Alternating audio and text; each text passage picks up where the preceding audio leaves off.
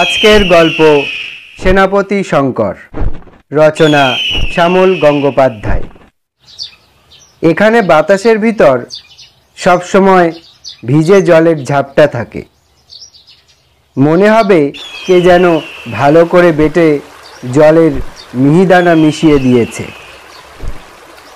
কারণ আর কিছুই নয়, 5-7 মাইলের ভিতর বঙ্গোপসাগর।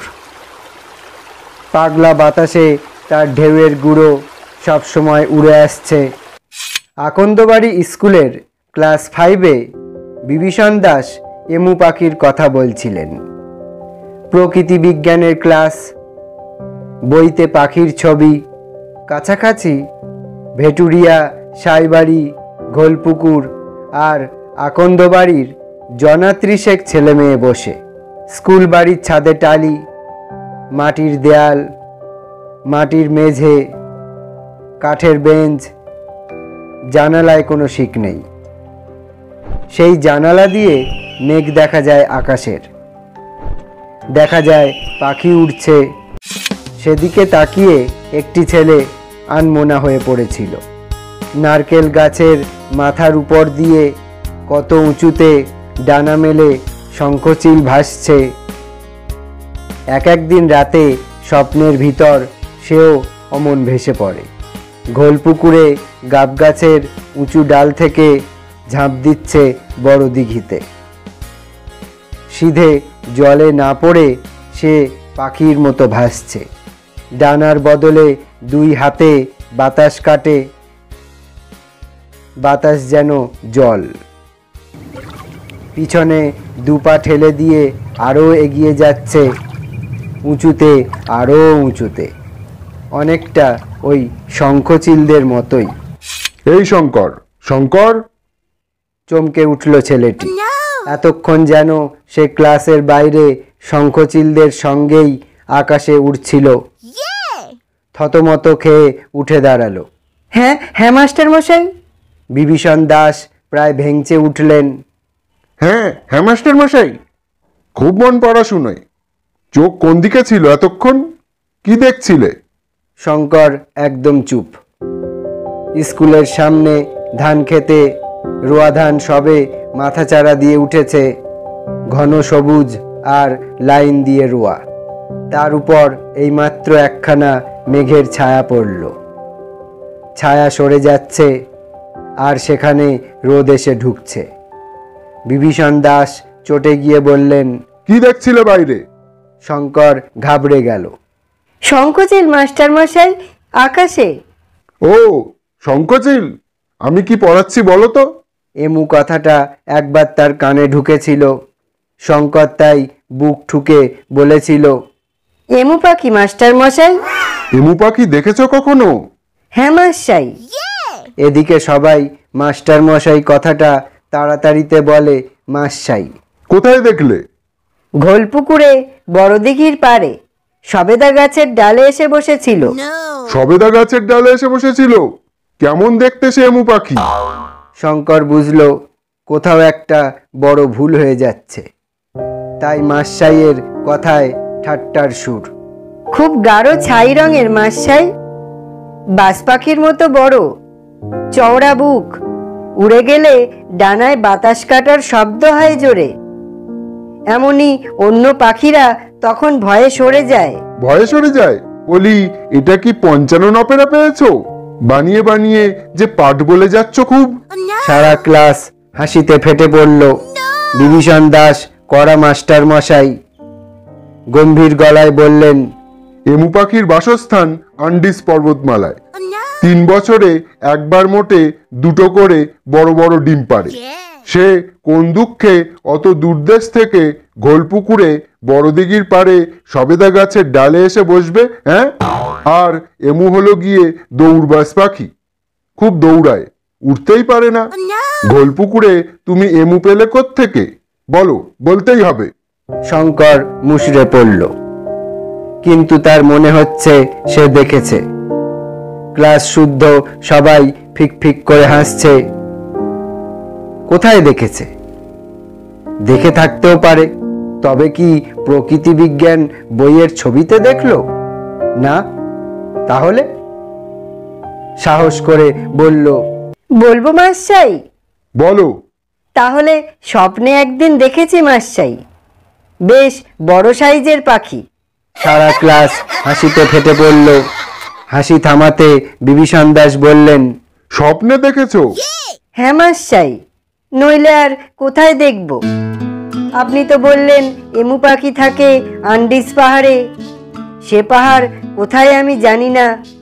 স্বপ্নে আরো অনেক রকমের পাখি আসে মাস্টাই। চুপ! বলে ধমকে উঠলেন বিভীষণ দাস। তোমার বাবার নাম কি?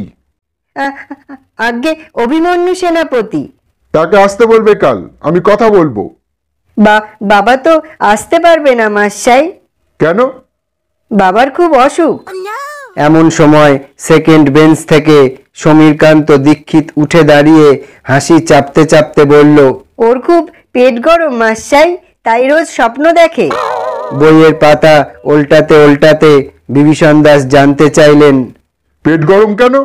গাছে গাছেই সারাদিন থাকে, গাব জাম নোনা ডাব খেয়ে খেয়ে বেড়ায়। পেট গরম হবে না তো কি? শঙ্কর সেনাপতি আর বিশেষ কিছু বলতে পারল না। কি কুক্ষণেই যে সে ওদের স্বপ্নের কথা বলেছিল। স্বপ্ন তো সে সত্যিই দেখে, রোজই প্রায় দেখে। সেসব স্বপ্নে সে ওড়ে পাখি হয়ে, আবার ধপ করে স্বপ্নের ভিতর সে খাট থেকে পড়েও যায়। পড়ে গিয়ে ঘুম ভাঙলে টের পায় না, সে পড়েনি। বাপায়ের শিরায় টান ধরেছে। স্বপ্নে সে এমু পাখি দেখে থাকবে, গাঢ় ছাই রঙের বিরাট এক পাখি। ঘোলপুকুরে দিঘির পাড়ে সবেদা গাছের ডালে এসে বসেছিল, অনেকটা বাজ পাখির মতো, তবে তার চেয়েও বড়। দূর থেকে কাকের দল চেঁচাচ্ছিল। পাখিটা উড়ে যেতে ডানায় বাতাস কাটার শব্দ হয়েছিল, অথচ বিভীষণ মাস্টাই বলছেন এমু উঠতে পারে না, দৌড়ায়, দৌড়বাস পাখি তো। জেগে থাকতে দেখা আর স্বপ্নে দেখা জিনিস আজকাল শঙ্করের গুলিয়ে যাচ্ছে। স্বপ্নের দেখাকে মনে হয় জেগে থাকতে দেখেছি, জেগে থাকতে দেখা জিনিস মনে হয় স্বপ্নে দেখেছি।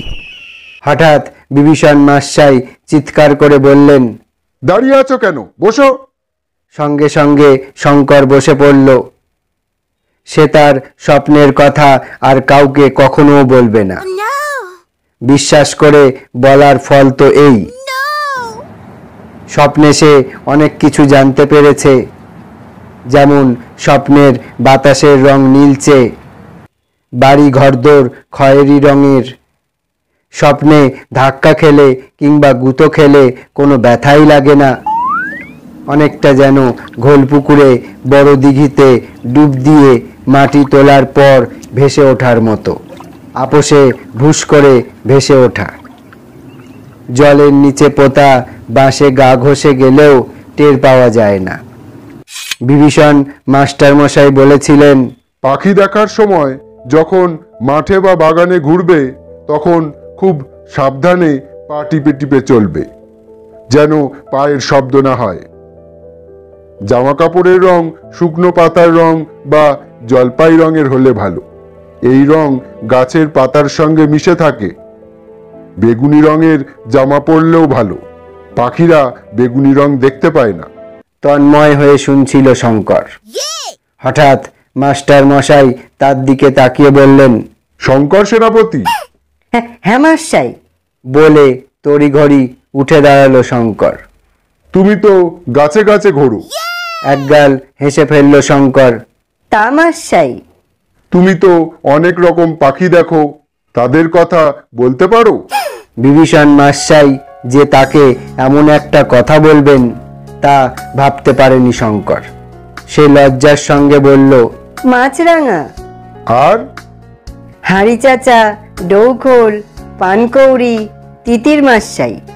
বাহ, যত পারবে চোখ খোলা রেখে এই পৃথিবীর পাখি, গাছপালা, মেঘ, আলো সব দেখে নেবে। শঙ্করের বুকটা গর্বে ফুলে উঠল। বিভীষণ মাস্টার মশাই বললেন, এই খোলামেলা পৃথিবী সবচেয়ে বড় বই, তাকে চোখ ভরে দেখাই সবচেয়ে বড় পড়াশুনো। বন্ধুরা, আজকের গল্পটি এখানে শেষ হলো।